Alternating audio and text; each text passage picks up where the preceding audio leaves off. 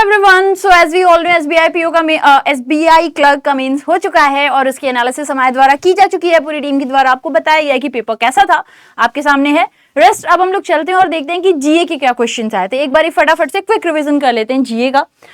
जैसे आप लोग देख सकते हो जीए के जो क्वेश्चंस थे, क्वेश्चंस में ये चीज देखने को मिली है कि बहुत पुराने क्वेश्चंस नहीं थे। ये ऐसे क्वेश्चंस थे जो अभी मतलब कुछ ऐसे थे जो थोड़े पुराने थे, ज्यादातर आपको सितंबर वगैरह से भी मिले थे। तो मतलब ये नहीं कहा जाएगा कि बिल्कुल पुराने क्वेश्चंस नहीं थे, कुछ थे और कुछ अभी के भी थे। It was a completely mix thing, ठीक है। बाकी जो क्वेश्चंस मेरे पास में है उसके हिसाब से आई कैन से कि इट वाज ओके, थोड़ा डुएबल था, थोड़ा मॉडरेट था, बहुत हल्का नहीं कि बिल्कुल एकदम मतलब आराम से कर लिया गया, या बहुत कठिन नहीं कि अरे क्या हुआ। It was a moderate level. किसी ने शुरू से क्लास करी हुई है, सारे न्यूज पढ़ रखे हैं, क्वेश्चंस लगा रखे हैं, सो हो सकता था। हाँ, अगर जैसे क्वेश्चंस मुझे मिले हैं मैं उसके आधार पे ये बात कर रही हूँ। अगर क्वेश्चन का लेवल और बहुत डेप्थ था तो प्लीज आप लोग बताइएगा। मुझे अभी तक जो क्वेश्चंस मिले हैं मैं आपके साथ एक बार फिर से डिस्कस कर लेती हूँ। एक क्वेश्चन आप लोगों का सीडीएसएल से था। इसकी सीडीएसएल का प्रोमोटर कौन है? Bombay stock exchange is the promoter of CDSL, ठीक है। एनएससी जो होता है ये एनएसडीएल का होता है। ये दोनों डिपॉजिटरीज होती हैं जिनका काम होता है हमारी जो भी ऑनलाइन डेटाज होती हैं, शेयर्स वगैरह, इनके मेंटेनेंस करना, ठीक है।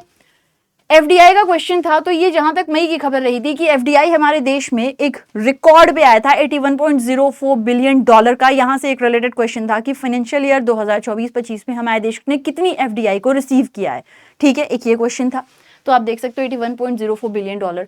ईएलएसएस का टीन्योर के बारे में पूछा था। जनरली एक ऐसी इस तरीके की स्कीम या कोई स्मॉल सेविंग स्कीम ऐसे पूछे जाते हैं। ईएलएसएस अगर लॉक इन आप लोगों से पूछ रहा था 3 साल का, ठीक है, वो आप प्लीज एक बार मुझे क्लियर करिएगा कि कौन सी वाली पूछी गई थी, ठीक है। नेशन इन मेकिंग ऑटोबायोग्राफी के बारे में पूछा गया था सुरेंद्र नाथ बनर्जी जी की, ठीक है। Wildlife sanctuary, as I said, मुझे 3 वाइल्ड लाइफ सेंचुरी मिले, तीनों अलग अलग मिले और तुंगनाथ जैसा कुछ है नहीं। May be Kedarnath wild life sanctuary था। ये क्वेश्चन था कि ये कहाँ पर है। ह्यूमन डेवलपमेंट इंडेक्स जो है इसको रिलीज किया जाता है यूएनडीपी के द्वारा और इसमें भारत की रैंक पूछी थी। तो टॉप करने वाला आइसलैंड था। 193 कंट्रीज की रैंकिंग की गई थी, भारत की रैंक वाज 130।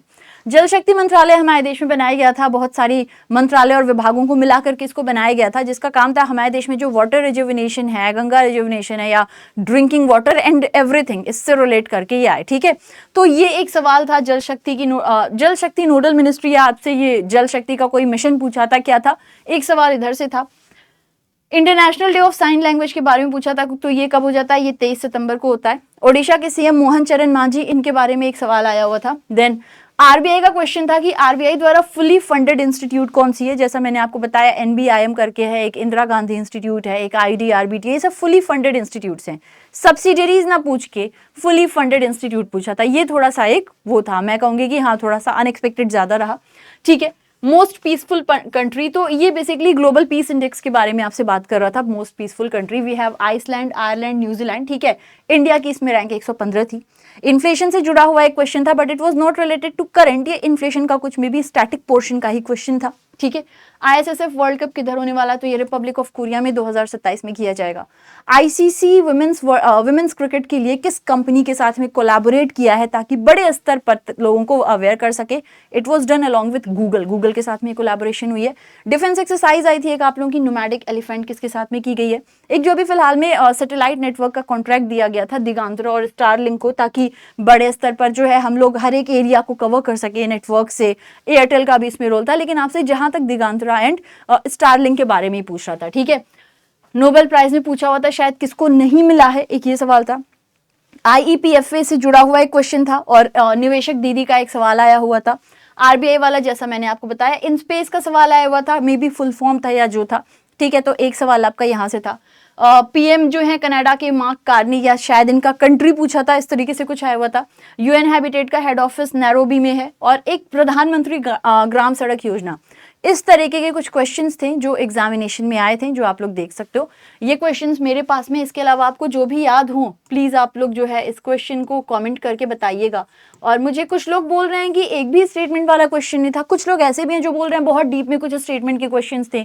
तो प्लीज उसके बारे में बताइएगा कि क्या ऐसा था, बहुत डीप में स्टेटमेंट के क्वेश्चंस थे और कैसे थे, आपने कितना किया और आपको कैसा लेवल मिला। बिकॉज जो मुझे लेवल दिख रहा है इट वाज लाइक ठीक है, डुएबल टाइप का था, बहुत ज्यादा टफ नहीं था, बहुत ज्यादा इजी नहीं था, इट वाज लाइक ठीक है, मॉडरेट लेवल पर था, ठीक है। आप क्या फेस किए और क्या यही क्वेश्चंस थे कि आपको कुछ और भी पता है, please do share with us and good luck for your result. Thank you, take care, love you, bye bye.